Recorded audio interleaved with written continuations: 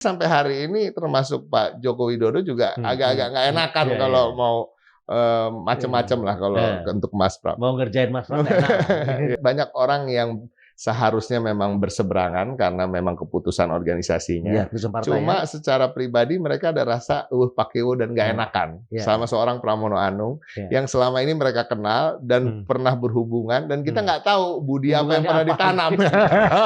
Elit-elit ini sebagian juga sudah punya massa di bawahnya yang siap ikut apa kata elit ini. Salah satunya tentu salah duanya lah ya, Ahok dan Anies. Ya. Bang Saroni menolak jadi ketua tim. Itu kan nggak bisa kita bahas di sini mungkin bagaimana ceritanya bisa begitu ya, karena banyak teori-teori. Cuma nanti aja lah. Di zamannya Mas Pram jadi gubernur ini setelah dilantik akan ada pasukan putih, itu isinya tenaga kesehatan yang akan berkeliling setiap kecamatan dan standby kalau ada lansia yang membutuhkan pelayanan kesehatan. Tidak harus ke puskesmas, kalau yang ringan-ringan didatengin ke rumah sama dokter.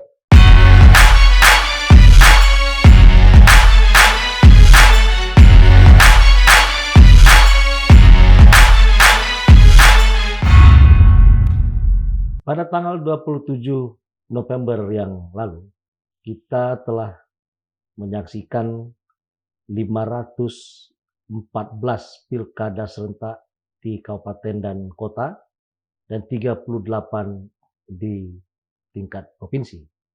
Dari beberapa sistem pilkada di Indonesia, ternyata tidak semuanya sama. Di Aceh misalnya ada partai lokal, kemudian menggunakan syariat Islam. Kemudian di Jogja, pemilihan gubernurnya itu ditentukan oleh siapa raja di Jogja. Kemudian di Papua itu harus orang asli Papua atau OAP itu bisa jadi calon gubernur dan wakil gubernur. Dan terakhir Jakarta, itu sistemnya adalah 2 putaran. Hanya Jakarta yang tidak mencapai 50% plus 1 itu harus ada putaran kedua. Dan itu hanya berlaku di DKI. Nah, kita bicara tentang pilkada di Jakarta. Hari ini kita mengundang Mas Ciko. Ini adalah juru bicara atau speakernya Mas Pram dalam pilkada yang kemarin, setelah rekapitulasi di tingkat KPU mendapatkan 50,07%. Ya, lewat dari 50% plus 1. Nah, kemudian hari ini menentukan apakah pilkada ini akan dibawa menjadi perselisihan hasil pemilu di tingkat Mahkamah Konstitusi atau tidak. Hari ini adalah hari terakhir penentuan sampai pukul 24 nanti malam. Nah, oleh karena itu kita ingin mendengarkan dari Mas Ciko gimana sih proses pilkada di DKI ini sampai pada hari ini. Selamat datang Mas Ciko. Selamat siang. Terima kasih. Sering kita undang Mas Ciko ke sini. Hari ini khusus kita bicara pilkada nih. Siap. Ya. Ini pilkada di DKI ini menarik. Ya, karena Mas Pram calon dari PDIP karena ada keputusan MK. Ya. Betul. Mungkin Mas Pram juga nggak niat juga nyalon gubernur. Tapi karena PDIP mendapatkan kesempatan untuk mencalonkan kadernya atau siapapun, karena keputusan MK akhirnya Mas Pram dipilih oleh Ibu Mega untuk jadi calon gubernur DKI. Nah, kita mau tanya, menurut Mas Ciko nih, dari proses sampai hari ini, kenapa kok Mas Pram bisa menang padahal 0%? RK itu semua lembaga survei mengatakan dia pasti menang. Ya, Mas Pram datang belakangan, hanya satu partai PDIP, kemudian ada tambahan partai lain. Itu kok bisa menang hari ini, itu gimana ceritanya? Menarik ya. Iya. Sama, kita juga sama-sama kaget. Enggak lah, tapi gini, prinsipnya kan awal-awal itu memang ini kalau saya bisa bilang ya, kalau ada teman-teman yang bilang nih dalam tanda kutip semesta mendukung nih. Semesta mendukung. Tanda-tanda alam. Dalam tanda-tanda alam. Karena gini, kalau kita lihat kan memang di awal ada semacam konspirasi untuk membuat pilkada ini smooth tanpa halangan untuk kemenangan satu kelompok. Ya, Kim plus lah, let's say gitu ya. Kita bicara soal bagaimana prosesnya seorang Ridwan Kamil yang seharusnya sudah hampir bisa dipastikan jadi di Jawa Barat sampai mau pindah ke Jakarta karena ada semacam jaminan-jaminan lah. Seakan-akan dia akan menang tanpa ada aral melintang. either melawan kotak kosong atau melawan satu calon dari independen yang jujur aja tanpa bermaksud mengecilkan teman-teman di paslon 02, tapi rasa-rasanya memang namanya juga nggak dikenal masyarakat dan sumber dayanya juga sangat terbatas, sehingga ini yang membuat seorang Ridwan Kamil mau maju. Tapi kan kemudian itu tadi tanda-tanda alam ya. Alam tuh nggak berpihak dengan keputusan seperti itu. Alam menginginkan adanya calon lain sehingga masyarakat Jakarta ini bisa disuguhkan oleh calon-calon yang memang minimal menjadi alternatif untuk pilihannya. Nah, akhirnya MK dan kemudian PDI Perjuangan dapat mencalonkan. Nah, itu pun setelah itu tetap nama yang dimunculkan sebenarnya juga tidak seperti apa yang dibayangkan orang gitu ya. Akhirnya adalah nama Mas Pramono Anung. Di internal Mas Pram ini kan di PDI Perjuangan dikenal sebagai tokoh senior yang juga punya prestasi-prestasi, perform di setiap jabatan yang dia emban ya, baik itu di internal partai maupun di pemerintahan. Namun pada prinsipnya di awal tetap semua juga meragukan kan, karena lebih ke bicara soal popularitas, soal keterkenalan beliau di masyarakat yang memang beliau ini orang kerja yang nggak genit. Jadi politisi tapi nggak genit dia. Dia ini benar-benar sesuai aja, saya ditempatkan di satu jabatan ini, ya saya excel di jabatan ini. Jadi, dan buat dia tampil di media itu bukan suatu keinginan atau keharusan gitu. Jadi intinya itu yang memang kita lihat dan itu tercermin dari banyak hasil survei yang dimulai 0,1% di bulan Juli waktu sebelum diputuskan dia yang maju. Jadi dilemparlah oleh salah satu lembaga survei yang juga sahabat kita, Yunarto Wijaya. Jadi surveinya Carta itu melempar nama Mas Pram ke publik bulan Juli, 0,1% hasilnya. Nah, kemudian satu-satunya lembaga survei. Satu-satunya melempar nama Mas Pram. Tapi kemudian Mas Pram mendaftar di 28 Agustus dan 1 minggu lebih setelah itu ada survei naik ke 28%. Itu menarik ya, karena gini. Dalam jarak waktu 2 minggu lah dari pendaftaran. Tapi kita juga harus memberikan rekognisi untuk Bang Dul di situ. Karena memang tingkat pengenalan Bang Dul itu sama tingginya dengan tingkat pengenalan RK. Sama dia tingginya 97% dua-duanya. Tingkat keterkenalan. Keterkenalan dan elektabilitasnya pun lumayan. Bang Dul ini lucu. Dia kalau kita lihat di survei seluruh daerah di Indonesia, mungkin yang paling aneh ini di Jakarta ini, bahwa seorang calon wakil bisa sangat tinggi surveinya dan kemudian membantu mengangkat survei elektabilitas satu paket paslon ini di awal ya. Karena tingkat pengenalan Mas Pram itu belum sampai 50%. Bayangin belum sampai 50% tingkat pengenalannya di 2 minggu pertama. September lah kira-kira ya. Iya, September ya, bisa mendapatkan survei 28%. Itu aja sudah lumayan. Tapi itu karena ada Bang Rano. Kita harus acknowledge di mana kekuatannya Bang Rano lah di situ gitu. Dia mengangkat. Tapi dalam perjalanannya memang itulah yang kita lihat, Mas Pram ini serius. Ya, banyak kita berpikir kan di awal ini Mas Pram kan tadinya nggak mau ya, dipaksa dalam tanda kutip oleh Ibu Megawati gitu. Jangan-jangan dia nggak serius lagi karena dipaksa kan gitu. Tapi ternyata enggak, karena itu memang udah karakter beliau ya. Ketika sudah akhirnya menentukan sikap, ya dia harus all out di situ. Kita lama-lama melihat dalam perjalanan ini, kita melihat karakter Mas Pram seasli-aslinya, dan itu sangat baik ya, karakter yang cocok untuk menjadi leader, untuk jadi pemimpin. Yang betul-betul orang yang ketika sudah mengambil keputusan, dia stick pada keputusan itu dan berusaha melakukan yang terbaik di situ. Dan selain itu juga banyak orang juga banyak usaha untuk melakukan yang terbaik tapi nggak punya sumber daya. Mas Pram ini punya lah, punya modal. Tapi yang paling utama bukan hanya modal materi, ini yang paling utama adalah modal sosial. Seorang Pramono Anung ini kalau bisa dibilang di Indonesia orang yang temannya paling banyak dan dari berbagai kalangan, politik maupun bukan, dari kalangan strata politiknya di bawah atau akar rumput sampai elit, itu Mas Pramono Anung. Dan semua orang yang pernah bersimpang jalan dengan beliau, hubungannya selalu baik sampai hari ini. Gitu. Nggak ada kata dendam, nggak ada kata buruk pernah terucap dari orang ketika membicarakan seorang Pramono Anung. Dan itu modal paling utama, dan akhirnya bisa menggalang dukungan-dukungan dari tokoh-tokoh, bahkan semua mantan gubernur Jakarta, mungkin minus Pak Joko Widodo, tapi nggak tahu juga dalam hatinya Pak Jokowi ya. Mungkin Pak Jokowi dalam hati juga dukung, cuma terlihatnya nggak aja. Tapi pada prinsipnya semuanya mendukung sampai Ahok dan Anies. Bayangin Ahoker sama Anies tuh bisa bikin acara bersama, ya kan, peluk-pelukan, pakai baju kotak-kotak, terus pakai baju pendukung Mas Anies gitu, terus sepakat untuk memenangkan calon Pramono Anung dan Rano Karno. Jadi perjalanan seperti itu, dan kita harus juga melihat memang semesta mendukung itu dalam segala hal. Ketika kita bicara soal etnisitas misalnya, ya, dan kita nggak berpikir ke situ. Ternyata Jawa dan Betawi itu kalau ditambah-tambah ya itu udah mayoritas di Jakarta. Ya. Oh, dari ini ya, dari komposisinya, itu satu, ya kan. Dan Mas Pram sama sekali tidak berupaya untuk mengubah identitasnya. Dia ingin dipanggil Mas Pram.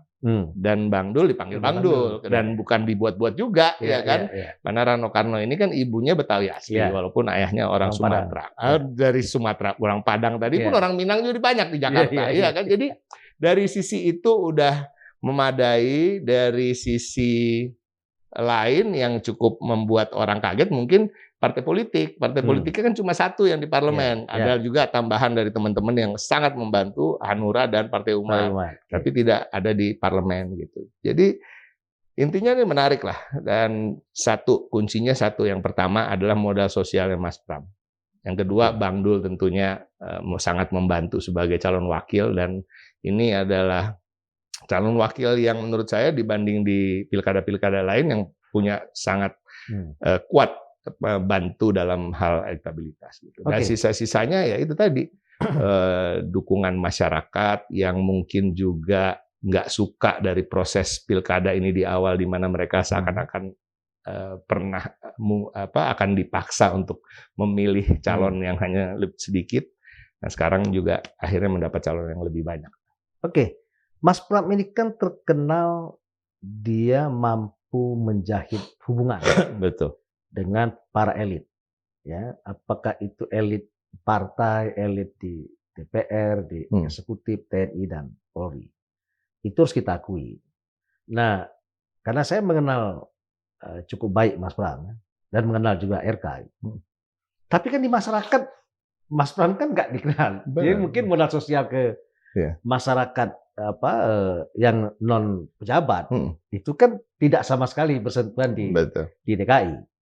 Nah, sepanjang perjalanan Mas Ciko mendampingi Mas Pram, ya, ketika ketemu dengan rakyat Jakarta, berdialog, bersentuhan, itu yang menarik dari Mas Pram sehingga menjadi pilihan mereka itu apa kira-kira? Sekarang kan nggak mungkin soal Mas Pram kan nggak mungkin menjahit hubungan dengan masyarakat secara keseluruhan, hanya dengan elit, harus diakui ya kelebihannya. Dengan bahwa ini kok bisa percaya itu kira-kira? Nah, yang pertama saya jawab dulu terkait dengan elit, baru kita masuk ke soal langsung ke rakyat. Nah, itu yang orang juga nggak ngukur ketika dia punya hubungan atau modal sosial, hubungan baik dengan elit-elit ini. Nah, elit-elit ini sebagian juga sudah punya massa di bawahnya yang siap ikut apa kata elit ini. Salah satunya tentu, salah duanya lah ya, Ahok dan Anies. Jadi ini benar-benar itu tadi, karena hubungannya baik ya. Kalau hubungan baik dengan Ahok ya orang akan menganggap ya itu biasa, mungkin rekan separtai kan gitu. Tapi hubungan baik dengan Anies nih orang nggak pernah tahu bahwa keduanya anaknya yang keduanya mengenal masih kuliah. Pak Anies masih di UGM, ketua Senat, ya kan, Mas Pram S2 di situ, sering membantu teman-teman yang di S1 ketika demo, ya kan, hal-hal ini. Dan hubungannya dekat gitu. Nah ini yang orang nggak tahu, dan sampai sekarang kan kita tahu Mas Anies bagaimana pengaruhnya di Jakarta, masih kuat, masih punya loyalis-loyalis yang kemudian memang sejak awal membantu. Nah kalau hubungan langsung dengan masyarakat itu sama seperti teman-teman yang baru mengenal Mas Pram, yang tadinya nggak terlalu dekat mengenal. Banyak di tim yang tadinya nggak terlalu jauh mengenal, tapi ketika mendengarkan beliau bicara, bagaimana kita berkomunikasi dengan dia yang betul-betul mendengarkan, dia yang betul-betul minta masukan gitu ya. Anak-anak abah gengnya Mas Anies nih, yang muda-muda kan direkrut gitu ya untuk masuk sebagai tim substansi. Itu sampai mengatakan bahwa dia terharu karena yang pertama kali Mas Pram bilang ke mereka adalah tolong kasih tahu Om. mesti kalau soal ini mesti bikin apa. Gitu. Jadi benar-benar pendekatannya pribadi jadi. Iya, pendekatan pribadi dan pendekatannya bertanya, bukan menggurui, bukan bilang bahwa gue maunya kayak gini ya, coba lo bikinin kayak gimana, gitu ya. Ini enggak, dia pingin tahu gitu dari orang-orang yang dia tahu pernah berkutat di TGUPP-nya Mas Anies misalnya, gitu, yang kemudian berada di tim kami. Nah begitu juga ke masyarakat. Ketika dia turun ke masyarakat, dia bertanya permasalahannya apa sih Bu di sini? Oh KJP, oh kartu lansia dan lain-lain. Oke, dan dia selalu mencatat dan dia bilang nanti akan saya pikirkan solusinya dan saya akan betul-betul menjalankan itu. Dan gini loh, ada orang yang ketika mengucap tuh believable. Ada yang enggak. Kita nggak bisa belajar itu. Ya, kita boleh-boleh aja janji sama orang, tapi kan orang belum tentu percaya. Belum tentu percaya, Bos. Tapi itu kan terpancar ya. Kalau orang yang bisa dipercaya sama tulus apa enggak tuh kelihatan. Orang yang nggak sok tahu tapi ingin tahu, ya kan, tidak pernah merasa bahwa dia ahli terkait dengan tata kota atau hal-hal yang dia ingin tahu, dan dia pembelajar dan semua orang tahu. Dia punya track record, dia sukses ketika mengemban jabatan-jabatan lain. Tapi itu terpancar ketika berbicara dengan masyarakat, ketika dia menangis sedih kalau dengar cerita atau dia melihat kondisi masyarakat yang masih miris gitu ya, itu kelihatan kalau beneran apa enggak. Dan masyarakat melihat itu dan alhamdulillah meroket lah ininya, elektabilitasnya sampai di ujung. Jadi Ahoker sama anaknya Abah ini berpengaruh besar memang dalam sangat. Jadi bahkan di timnya Mas Anies itu juga menjadi dalam tanda kutip ketika hari pencoblosan itu kita punya kan saksi dalam dan saksi luar. Nah saksi luar itu mayoritas dari anak Abah ini.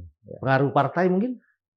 Misalnya pemilihnya Nasdem, itu juga menarik, itu menarik. Tapi nggak bisa kita bahas di sini mungkin bagaimana ceritanya bisa begitu ya, karena banyak teori-teori. Cuma nanti aja lah, mungkin setelah semuanya selesai. Karena saya lihat beberapa tokohnya Nasdem Jakarta itu terang-terangan menyatakan mendukung. Betul di beberapa kesempatan. Benar.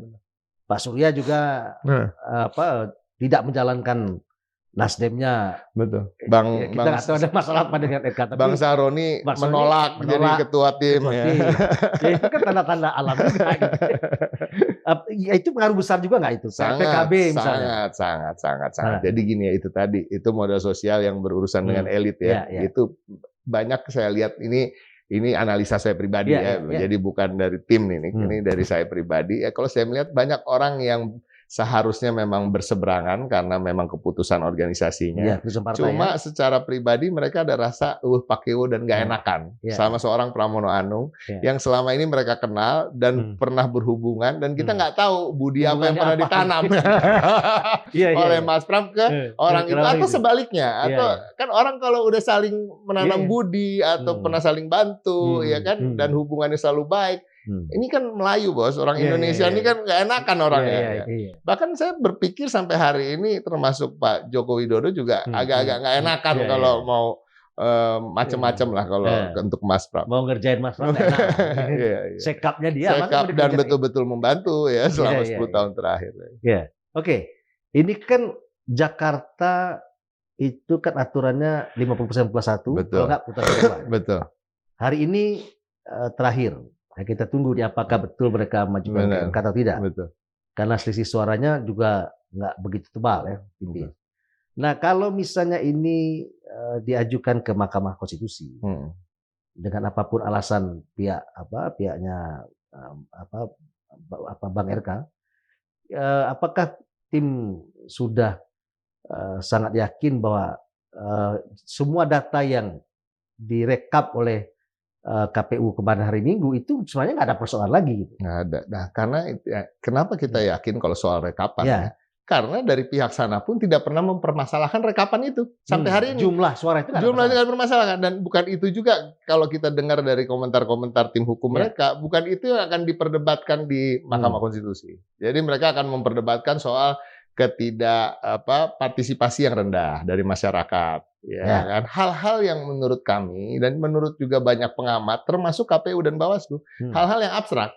Jadi nggak bisa apa nih? Gitu. Siapa yang mau disalahkan? Apa yang mau disalahkan dan apa yang bisa menjamin bahwa yang tidak datang itu adalah pemilih kamu, bukan pemilih dia, gitu ya. Ini kan sesuatu yang nggak bisa. Nah, so far yang kita lihat tuh itu, ya. Jadi yang membuat kita memiliki keyakinan bahwa nanti di Mahkamah Konstitusi pun insya Allah tidak akan mengubah apa-apa, dan Mahkamah Konstitusi akan mengeluarkan putusan yang kembali lagi untuk mengikuti apa yang sudah jadi hasil penetapan dari KPU itu. Ya, kami juga melihat banyak hal yang memang dipersiapkan oleh mereka itu nggak bisa dengan bukti yang pasti atau saksi yang betul-betul sahih untuk bisa mengargue ya, memperdebatkan angka itu.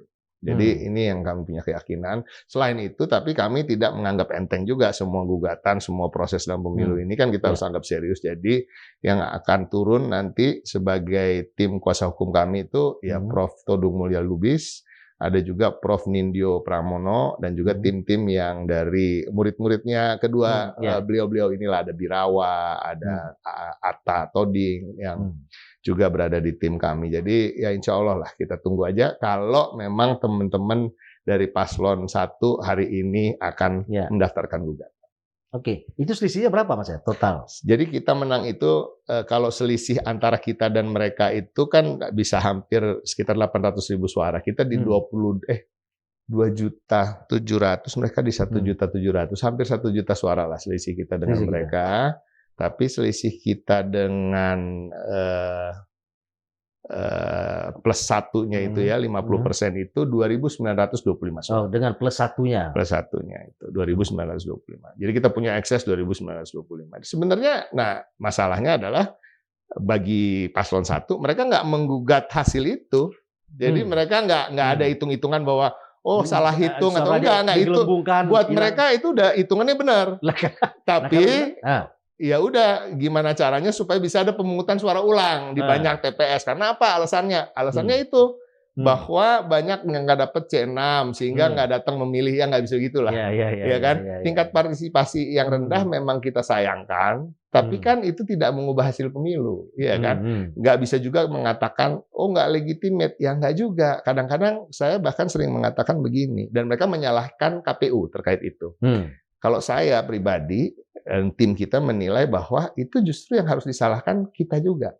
Sebagai partai politik, sebagai pengusung, sebagai relawan. Kenapa kita gagal memobilisasi dukungan sehingga datang ke TPS? Iya dong, bukan salahnya KPU. Masyarakat tahu kok, tanpa ada surat pemberitahuan mereka tetap bisa memilih. Dan ini terjadi di setiap pemilu, bukan baru pemilu ini. Bahwa nggak dapat surat pemberitahuan terus boleh memilih, enggak. Yang kemarin-kemarin juga begitu. Dengan KTP kita bisa datang dan memilih.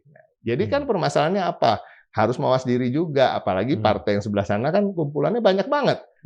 Kan selalu gembar-gembornya di awal, mereka punya anggota DPRD 80% dari yang ada di DPRD, bahkan lebih, 85% lah kan. PDIP juga hanya punya 14% lebih di situ. Jadi harusnya kan kalau semuanya masif bergerak, bisa dong menerjemahkan itu menjadi pilihan, ya kan? Ternyata enggak. Jadi harus apa? Harus introspeksi juga dong. Mungkin calon yang ditawarkan kurang, ya kan? Kalau dari kami introspeksinya, satu, mungkin karena waktunya pendek dan singkat untuk memperkenalkan seorang Pramono Anung dalam waktu 3 bulan, yang tadi tingkat pengenalannya sangat rendah, itu kurang maksimal, ya kan? Kalau kita dikasih waktu lebih lama, kita bisa menang 70%, gitu loh kira-kira. Loh iya, justru bukan yang tambah turun. Bukan tambah turun. Nah, dan yang menarik kan Ridwan Kamil itu sudah dikenal hampir 100% warga Jakarta sejak awal. Tapi elektabilitasnya semakin, kalau Mas Pram itu kan ada ibarat kata, tak kenal maka tak sayang. Kalau orang ketemu Mas Pram tadi, makin dia kenal, makin dia sayang. Nah, yang ini makin turun ke masyarakat, kok makin turun. Makin dikenal, makin nggak milih. Makin nggak milih. Kan itu juga mesti jadi introspeksi. Kadang-kadang bukan kita bermaksud mengecilkan Kang Emil tapi mungkin Kang Emil memang bukan cocok maju di sini. Karena karakter pemilih di setiap daerah itu berbeda. Jadi yang harus kita bahas kan lebih itu, terkait dengan tingkat partisipasi. Karena kembali lagi, kalau orang golput karena hati nurani, itu menurut saya pribadi lebih baik daripada dia datang memilih karena ada serangan fajar. Ya. Benar nggak? Ya. Karena nggak memilih juga hati nurani. Juga hati nurani, dan Iya. itu bagian dari demokrasi. Daripada benar-benar 100%, tapi 70% memilih karena lu dikasih duit, suruh milih satu calon, kan gitu. Kan nggak bagus juga buat demokrasi itu. Oke. Itu Mas Pram itu dalam hasil pemilihannya, itu di kantong-kantong yang PKS menang, itu kok bisa Mas Pram unggul gitu ya? Karena kalau nggak salah 2 kecamatan aja kalah nih. Betul. Dari sekian 44. 44 kecamatan, 2 kecamatan kalah. Itu karena kontribusinya Ahoker atau kontribusinya Mas Anies ya dengan anak abahnya, atau memang karena ada faktor lain? Karena saya lihat gini, kalau di Jawa Tengah mungkin ada kekuatan eksternal ya yang main ya. Tapi di Jakarta kan nggak kelihatan susah. Dan kalau mau main begitu susah juga. Ini kan Jakarta. Ya. Ini apakah karena kontribusi 2 orang ini atau seperti apa kok di kantong PKS kok Mas Pram juga unggul juga gitu. Kalau mungkin dan satu hal yang si Ara ngomong dengan bergabungnya Mas Anies anak abah, maka kelompok yang non Muslim akan keluar dari Mas Pram. Nyatanya enggak juga, menang juga. Enggak juga. Jakarta Barat Utara menang juga. Pulau Seribu menang juga. Menang semua. Menang.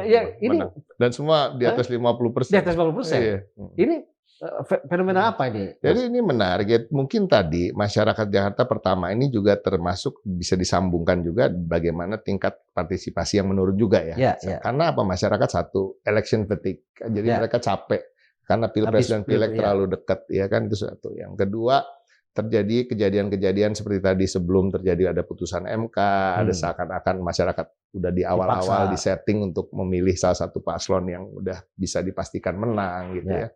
Ternyata enggak gitu, dan perjalanannya ada nama-nama yang sungguhnya diinginkan oleh masyarakat. Diinginkan maksudnya gimana? Diinginkan karena hasil survei yang dilempar itu kan ada nama Pak Anies dan Pak Ahok. Ya, di awal-awal kan yang selalu yang paling tinggi Anies dan Ahok. Kemudian RK di bawah agak jauh, tapi di urutan ketiga.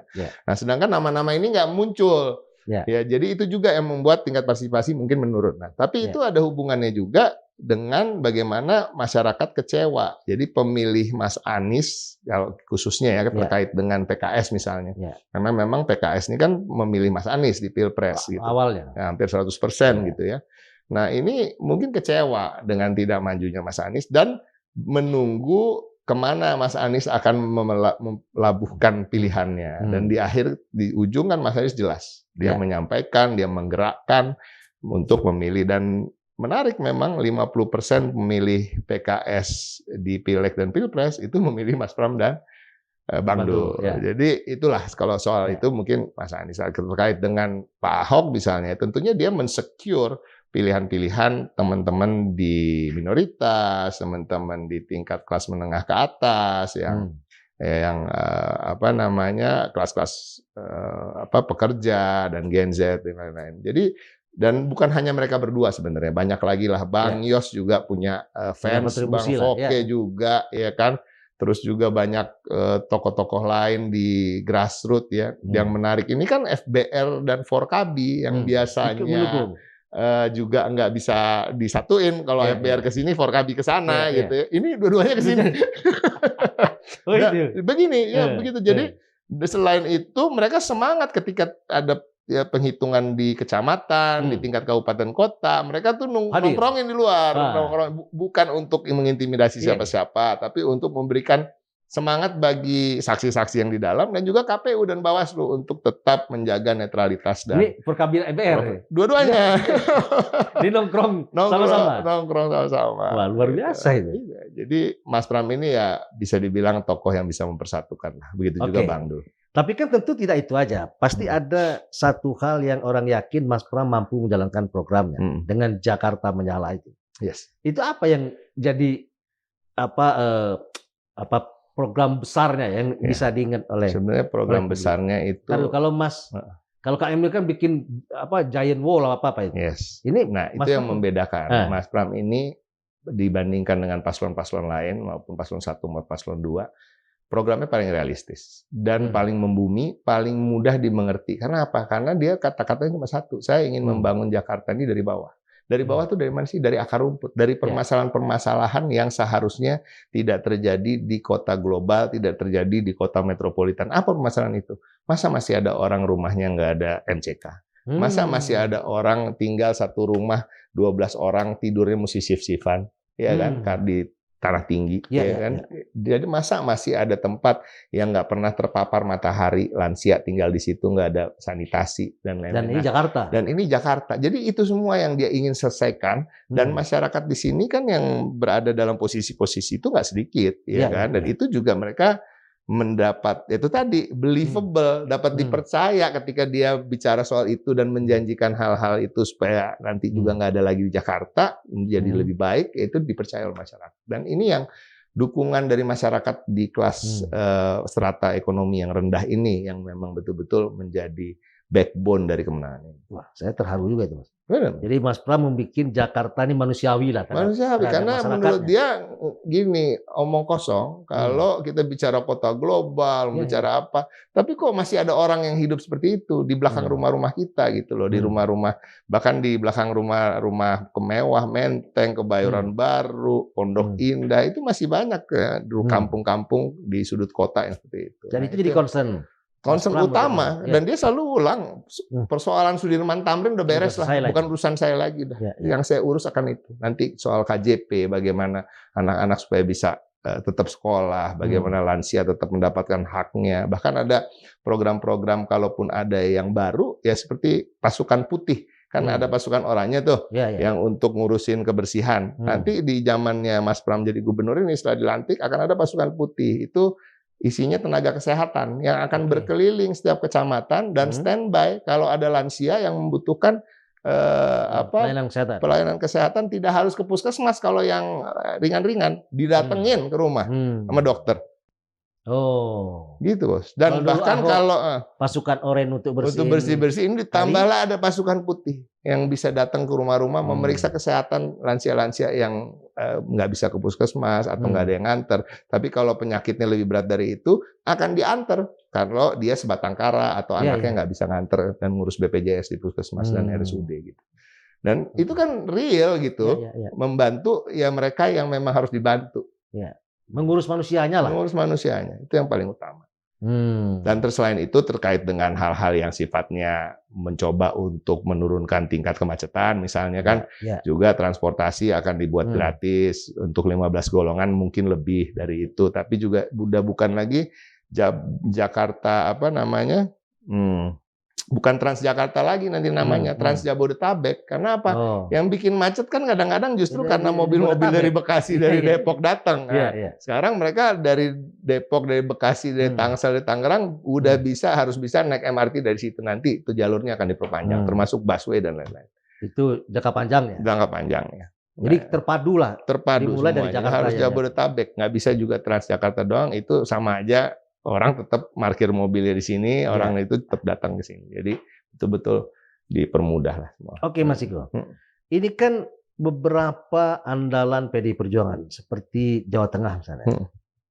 Jawa Tengah itu kalau menang PDI itu biasa, tapi kan kalah sekali. Jawa Timur juga gitu, Mbak Tri kalah juga.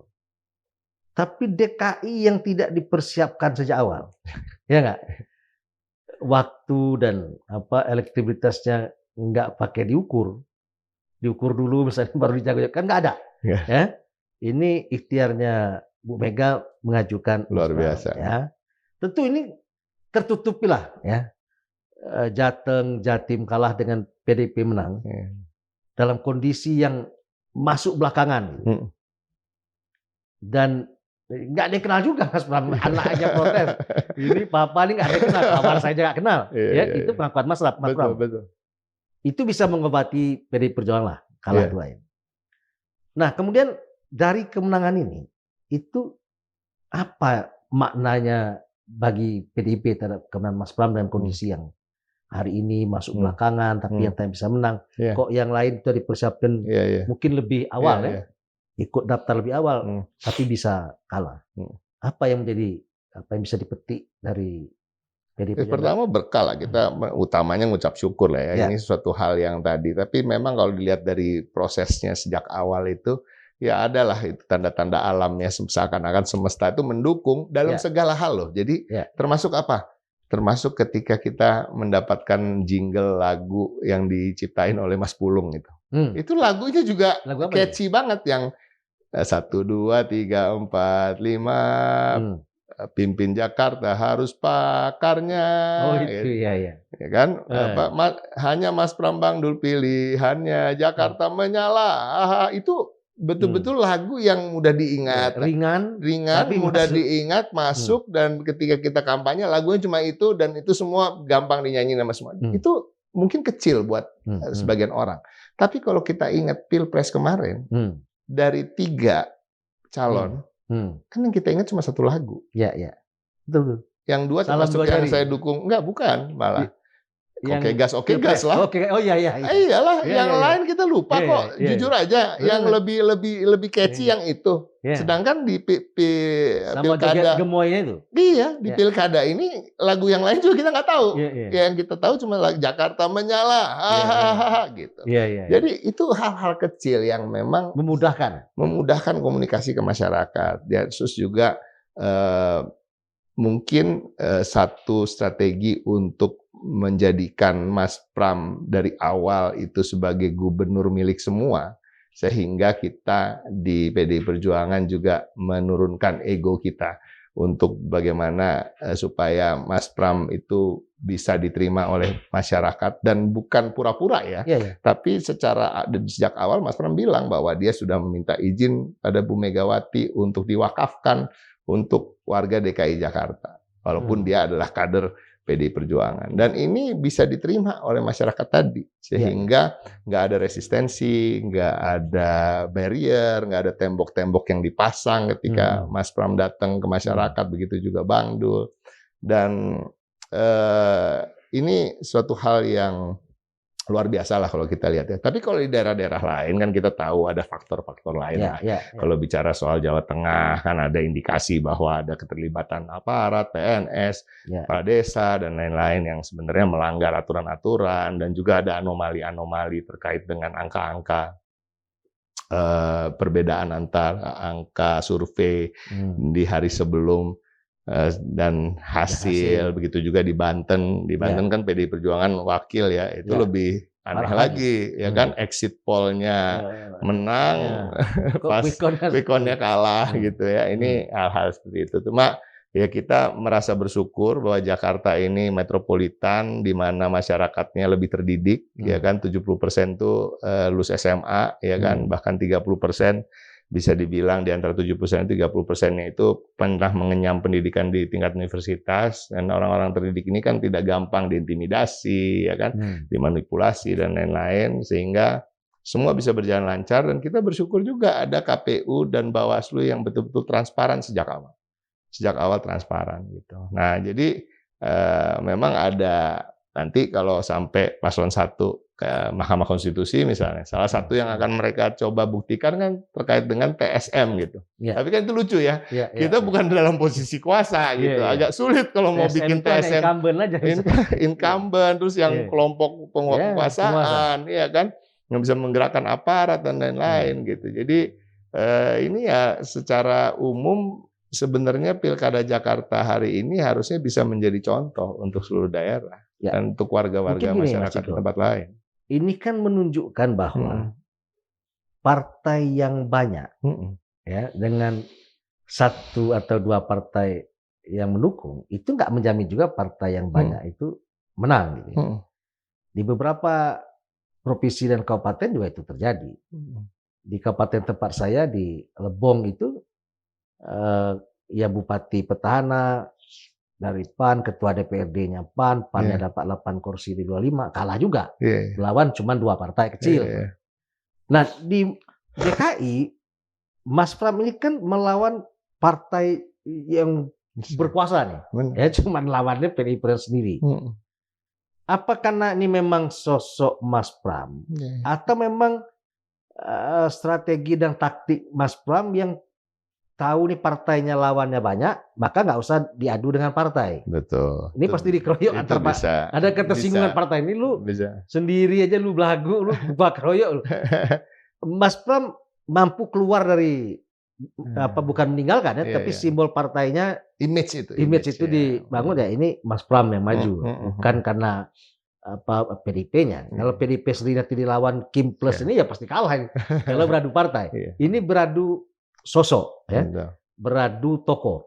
Nah, apakah itu juga nanti mungkin selain Bali ya? Kalau Bali oke lah, memang basis PD Perjuangan incumbent menang lagi. Nah, apakah mungkin itu akan datang nih?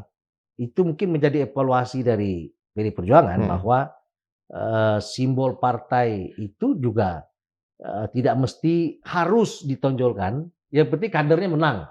Kira-kira gitu, Mas. Tapi itu saya rasa harus menjadi evaluasi semua partai politik ketika menghadapi pemilihan langsung seperti Pilpres maupun Pilkada. Ya, berbeda mungkin kalau bicara pileg gitu ya, calonnya banyak dan memang itu adalah adu partai. Tapi kalau Pilpres dan Pilkada kan kita tahu itu lebih mementingkan siapa sosok yang dimajukan. Ini banyak terjadi di banyak daerah. Ketika sosok itu populer, bahkan dia didukung 1 atau 2 partai, tidak harus PDI Perjuangan misalnya, dia bisa menang. Dan ini juga menjadi PR tersendiri buat partai-partai politik untuk ketika memilih calon itu betul-betul memikirkan karakter dari pemilih yang akan disasar. Nah, gitu. Kalau kita melihat ya, walaupun Ibu Megawati itu dianggap seakan memilih Mas Pram itu cuma tiba-tiba gitu. Tapi kalau kita lihat lagi sekarang kan Bu Mega ini kan politisi yang udah kawakan ya, nggak ada lawan lah kalau sebenarnya kalau di Indonesia kan nggak ada lawannya ya, bertahan sekian lama. Artinya insting-insting politik, naluri-naluri politiknya, ketika membaca demografi itu cepet aja udah udah tertanam di kepalanya. Ilmu mungkin sama, insting yang beda. Instingnya beda gitu. Dia kan kalau kita mesti lihat-lihat kertas untuk baca-baca, mungkin ibu kan cepet aja. Oh ini Jakarta, orang Jawanya banyak, orang Betawinya banyak. Ya kalau dicampur udah segini ya kan. Pram saya kenal orangnya mampu untuk bisa berkomunikasi dengan siapapun gitu di kepala ibu kan gitu ya. Rano terkenal, dia ngerti budaya Betawi ya gitu-gitu. Itu mungkin di ibu kan cepet gitu ya, dan itu langsung menjadi suatu keputusan gitu yang tepat gitu ya, dan dalam waktu yang singkat gitu. Tapi kan juga kita juga tidak mengatakan di tempat lain kita putusannya salah, enggak juga. Tapi itu tadi ada insiden-insiden yang kita juga tidak inginkan gitu. Tapi terkait dengan pertanyaan tadi, memang harus kita pentingkan sosoknya dulu, siapa yang kita pilih. Ya, ini mungkin kritik bagaimana dari paslon 1 memilih seorang Ridwan Kamil misalnya, ya kan? Dia cocok untuk maju di Jawa Barat dan hampir bisa dipastikan kalau dia maju kemarin nggak ada lawan juga di Jawa Barat, ya kan? Nah, tapi kan nggak semudah itu melihat karakter pemilih Jawa Barat dengan Jakarta, atau nggak bisa juga karena Ridwan Kamil di Instagram followernya ada 21 juta. Kemudian dia akan bisa maju di semua daerah dan menang, kan nggak juga, ya kan? Ini yang kadang-kadang mesti dikaji lebih dalam, karena memang banyak partai politik yang kalau berpikir terlalu simpel dan mengecilkan masyarakat pemilih. Artinya apa? Mereka berpikir nanti di ujung dengan logistik gue bisa memenangkan ini semua. Enggak. Di tempat-tempat tertentu yang punya tingkat pendidikan lebih tinggi agak sulit. Dan betul-betul kita harus memilih sosok-sosok yang kita tahu bisa berkomunikasi dengan semua pihak, ya, bisa turun ke masyarakat, dan itu yang harus kita kedepankan gitu. Partai politik ya sebagai pengusung lah. Masyarakat punya jalan pikirannya sendiri. Jalan pikir sendiri. Oke, di luar ini semua, ini kan hari ini RK ketemu Pak Jokowi. Kira-kira ini spekulasi apa ada kaitan? Enggak, yang ketemu Pak Jokowi kalau nggak salah hari ini Pak Ahmad Muzani. Ahmad Muzani. Tapi nggak tahu nih kira-kira. Mungkin mau ngajak Pak Jokowi masuk Gerindra kali. Masuk Gerindra. Iya. Kita berpikir kalau dari sisi sebagai juru bicara Pramono Anung ya mudah-mudahan nggak membicarakan soal MK lah. Mungkin lebih hal yang lebih besar dari itu. Oke, itu satu. Yang kedua, kemarin Felicia ketemu dengan Pak Sekjen, Mas Hasto. Ada kaitannya juga dengan pilkada dan konstelasi Enggak, politik saya hari melihat ini? nggak ada. Mungkin itu saya juga nggak tahu siapa yang mengatur pertemuan itu. Saya juga melihatnya setelah terjadi. Di Jakarta apa di Itu Singapura? juga saya nggak tahu. Oh, Belum gitu. sempat ketemu lagi sama Pak Sekjen gitu ya. Oh, itu. Cuma saya rasa itu pertemuan yang memang ini aja kali ya. Mungkin ada yang kontak ya, dari pihak Courtesy Felicia aja yang pertemuan. courtesy ya. Courtesy meeting. Ya, kita lihat juga Pak Sekjen nggak pakai atribut partai, walaupun Felicia pakai baju PDI Perjuangan ya. Saya belum sempat nanya. Saya follow-followan juga sama Felicia di Instagram gitu. Tapi belum sempat nanya apa sudah masuk PDI apa enggak. Tapi ya kalau saya lihat dari pembicaraan keduanya yang kemudian itu kan membicarakan hal-hal yang terkait dengan pengetahuan untuk Gen Z terkait dengan politik. Ya nyenggol-nyenggol gratifikasi lah gitu ya kira-kira. Itu nggak ada kaitan dengan apa kaitan dengan ketua umum PSI misalnya, nggak ada itu? Enggak ada. Walaupun dia mantan ketua umum PSI. Iya. Oh itu ya. Siapa tuh PSI? Ya kan si Kaisang. Oh iya. Apa lupa? Kan bekas pacarnya Kaisang. Iya. Betul. Itu apa ada kaitannya? Bener. Kesana Enggak. Saya rasa enggak. Oh itu ya. Jadi ini Mas Pram 7 Februari kalau tidak ada halangan dilantik. Gimana? Tanggal 7 Februari Mas Pram. 7 Februari betul. Insya Allah kita tunggulah. Jadi banyak yang saya lihat di masyarakat juga banyak yang sangat antusias. Jadi setiap hari ada aja agenda syukuran warga yang memang dikoordinir oleh warga maupun relawan-relawan yang hari ini ya mendukung. Udah Mulai mulai bukan hari ini, saya sendiri udah menghadiri 3 dalam seminggu terakhir. Di minggu ini ada 2 lagi agenda yang saya hadiri, belum lagi teman-teman yang lain gitu. Hadiri di Kampung Bali, dikit-dikit yang bikin tuh 50 orang, 100 orang, 70 orang, tapi bentuk syukuran gitu. Tahlil ya di daerah-daerah yang padat gitu. Terus kemudian ada games, quiz, udah gitu udah 2 jam selesai. Tapi seneng lah, ibu-ibu kebanyakan. Oke, Mas Ciko, mau ngucapin terima kasih pada pendukung Mas Pram melalui forum ini? Ya, lihatnya ke kamera ya, itu. Kamera.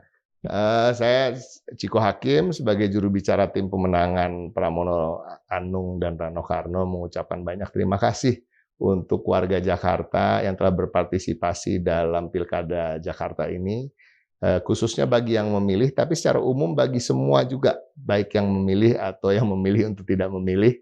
Karena ini pesta demokrasi adalah milik kita semua, namun ketika usai nanti tentunya kita harus mau bahu-membahu tanpa melihat siapa memilih siapa untuk bekerja sama, baik itu masyarakat tapi juga partai politik yang ada di Jakarta ini untuk mendukung pemerintahan Mas Pram dan Bang Dul di Jakarta untuk menuju Jakarta yang lebih berkeadilan. Baik.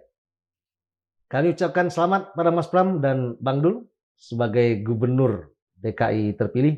Kami dari Forum Keadilan dan Mandilog berdoa supaya Jakarta menyala di bawah kepemimpinan Mas Pram. Terima kasih. Thank you, brother. Mas Ciko atas kehadirannya. Mudah-mudahan Jakarta sukses di bawah Mas Pram. Terima kasih, sampai jumpa minggu depan.